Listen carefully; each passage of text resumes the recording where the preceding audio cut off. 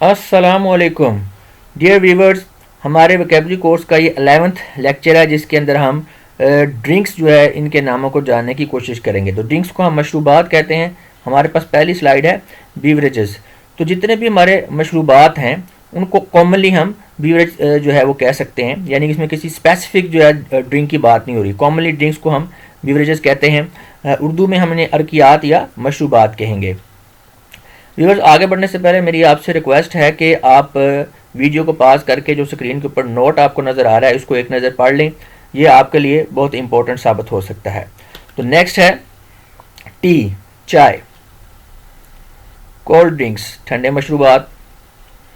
Squash, puff, پھلوں کا گودا. Butter ملک, لسی. کافی. Water, پانی. ملک, دودھ. سوپ یا اسٹاک, یخنی. گرین ٹی, قہوہ.